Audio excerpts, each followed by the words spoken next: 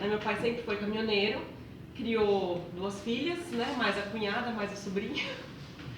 E sempre vi esse mundo de trabalhar um mês tem, outro mês não esquece, né? Não tem. E sempre vivi esse mundo.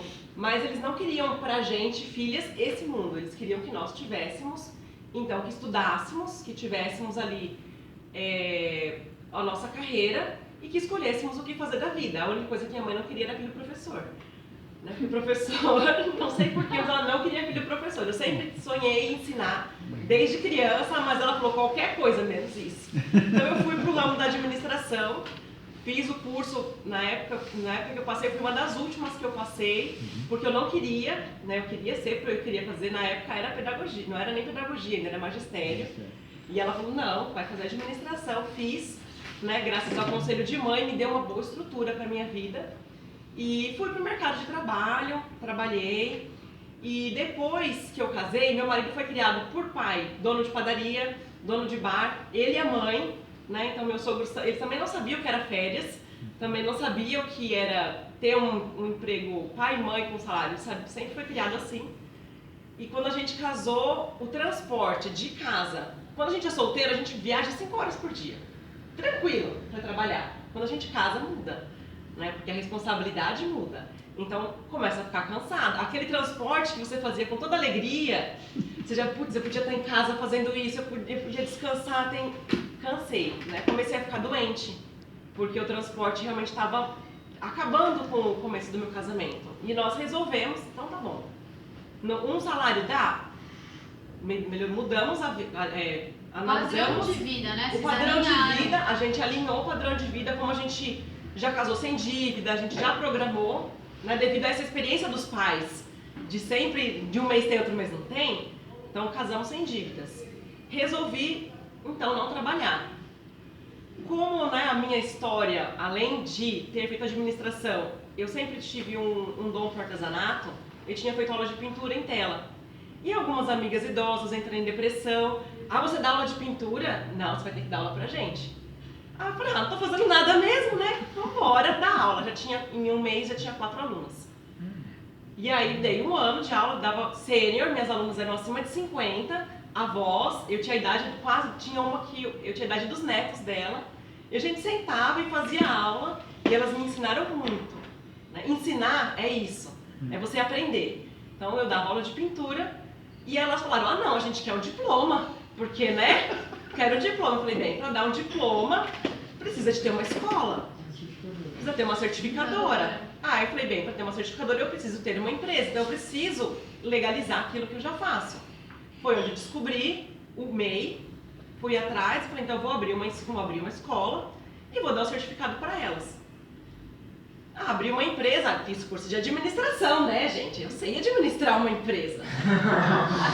Né? Grande erro. Já que eu sei administrar uma empresa, agora eu tenho CNPJ, eu tenho esse dom, eu fui para saboaria. Fui para a parte de saboaria artesanal, fazia cosméticos, sabonete, aromatizador. Só que controlar estoque. Você não aprende a controlar estoque no curso de administração. É prática. Aí eu fui fazendo as contas, eu via que tinha alguma coisa errada. No meu primeiro emprego, eu implantei o ISO 9000 na empresa, eu era compras. E toda aquela parte chata de preencher as fichas, eu que fiz. Junto com o pessoal da qualidade, dia de sábado, sentava lá e redigia tudo, digitava tudo para mandar fazer. Porque a empresa, né, você tem que trabalhar para a empresa com desafio. Então a empresa que implantou o ISO, ela implantou o ISO para não perder cliente. Ela não teve visão de mercado. Para não perder, ela teve que implantar de última hora. E aí lá fui eu, corri, aprendi isso e eu via que na minha empresa tinha que ter uma metodologia. Só que eu não estava conseguindo ir. Via que não entrava dinheiro, fazia venda, tinha algum erro. Fui procurar o Sebrae. Falei, já que o Sebrae é de ajuda, fui procurar o Sebrae.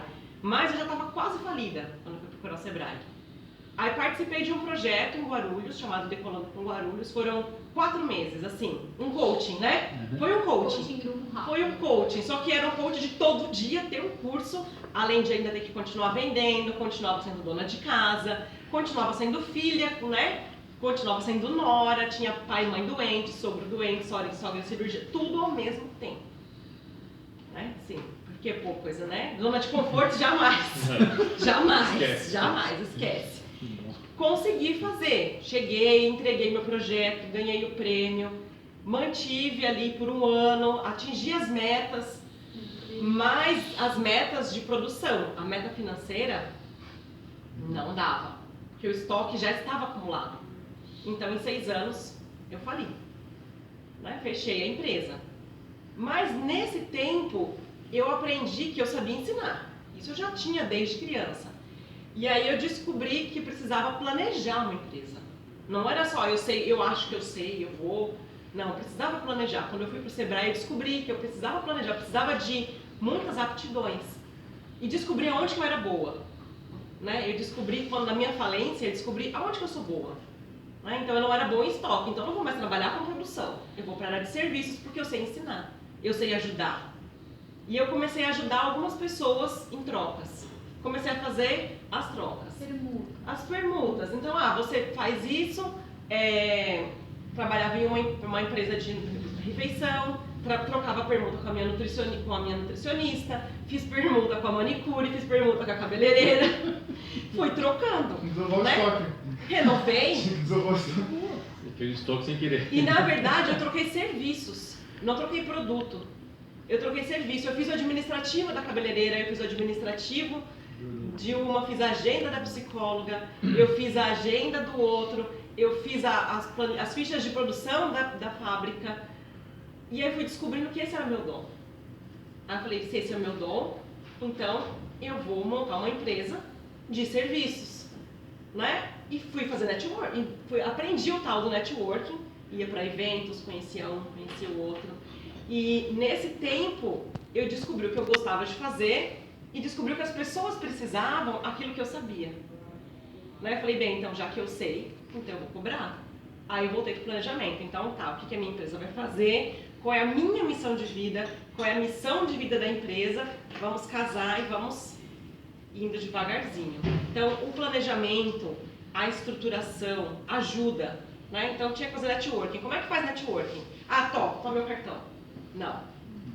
Né? Primeiro conversa. Então assisti muita palestra sobre como se vender, como ser comprado.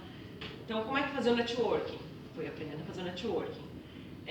Como que eu vou fazer o meu serviço da melhor forma? Então quem já faz? Vamos ficar perto de quem já faz, vamos aprender, vamos trocar. E aí eu fui fazendo e fui desenvolvendo a minha metodologia de trabalho, né, que foi o diferencial. Cada cliente, né, então eu tenho uma escola de idiomas, eu tenho uma empresa de marketing, eu tenho coach, eu tenho consultor. Cada um tem uma necessidade diferente. Então o que você precisa? Ouvir a pessoa. Né? Mas tudo isso foi o meu planejamento. E sempre buscando ajuda. O cliente pede, olha, isso eu não sei, eu vou buscar ajuda. Às vezes a Marcela pede alguma coisa, isso aqui eu não aprendi ainda, peraí, vamos juntos buscar. Uma descobre a solução para a outra, troca. Então, ser o PJ, eu descobri o meu bom, que era o administrar. O financeiro, eu era muito ruim, porque eu fui criada por uma mãe compulsiva. Minha mãe, ela sempre ensinou pra gente, compra o que você quer, depois se vira para pagar. E meu marido era, primeiro guarda, depois compra. Né? Então eu entrei em choque. Né? Casei, entrei em choque. E aí ele me ensinou a administrar minha vida pessoal. E ao mesmo tempo eu peguei ele, vamos lá, ajudar a empresa. Então o que a empresa precisa? Investir nisso. Tá, mas quanto entrou? Não, mas ainda vai entrar, não gasta. Né? O financeiro, o marketing, eu vou divulgar, mas eu não tenho serviço para entregar. Eu não tenho hora, porque a hora ela é limitada. Então eu vendo hora. Mas eu tenho um limite de horas. Então, para minha empresa crescer, eu preciso treinar uma pessoa para dobrar o meu volume de produção. Então, meu volume de produção agora é horas. Não é mais produto em si, meu estoque não vence, mas ele acaba rápido. E aí eu fui treinando pessoas. Então, o planejamento, quando a gente pensa em CPJ, né, o planejamento. O que eu estou vendendo? É produto? Quanto eu vou produzir? É serviço? Quantas horas eu tenho para o trabalho? Não é porque eu vou CPJ, eu vou trabalhar 40 horas. 20, 30, 50, quanto eu quero trabalhar? E aprender a fazer o custo disso, e aprender a administrar, e a controlar. Aqui o mais difícil é o controlar. E eu quero crescer, já que eu sou uma empresa, qual é o custo para ter uma empresa? Como é que cresce? Então, buscar ajuda. Né? Se eu tivesse, antes de, agora eu vou abrir uma empresa que tem administração, se eu tivesse ido buscar uma ajuda Ou do Sebrae. Na época que eu abri, eu não conhecia o coaching ainda. Ainda era um mundo muito longe do meu. Mas teria sido uma ajuda muito boa, né? E buscar ajuda. Então, quer abrir, quer ser PJ, é muito bom. Você tem o seu desafio, né, de ter que manter todos os departamentos da empresa sob o seu controle, mesmo que você delegue para outra pessoa fazer. Né? Tem o marketing, não sou bom de marketing, eu vou delegar o marketing para alguém fazer, mas eu tenho que controlar. Eu não sei recrutar, eu tenho que contratar alguém para recrutar para mim, mas eu sei controlar porque eu sei o que eu quero. Então você tem que saber o que você quer, para onde você quer ir e saber ir fazendo o controle do dia a dia. Né? E ter alguém para mentorar, alguém que já passou pela experiência, ou alguém que tem uma visão de mercado como a sua, é muito bom. Então, no meu depoimento, ok, é bom mudar do CLT para o PJ? Para mim foi ótimo. Meu marido não abre mão da carteira de trabalho dele assinada. Eu abri mão, não estou arrependida. São os valores, uma dele é segurança. Exato. O meu valor é segurança. Quando eu fiz coaching, o meu valor máximo é segurança. Só que a minha segurança não vem de algo que alguém tem que me dar. A minha segurança é eu estar segura que eu posso conseguir fazer. Entendeu?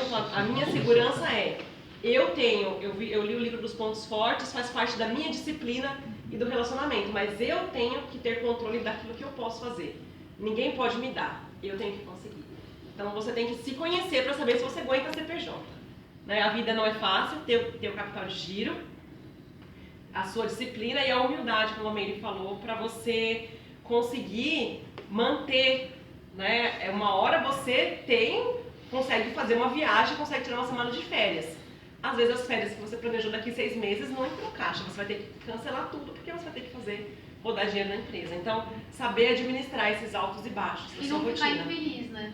E não ficar infeliz, saber, essa é a minha missão de vida, então eu vou abrir mão disso porque eu quero isso. Então, se conhecer é o primeiro passo para ser uma pessoa PJ. Né? Se conhecer e saber suas necessidades. E buscar ajuda sempre. Alguém aplauda ela, por favor?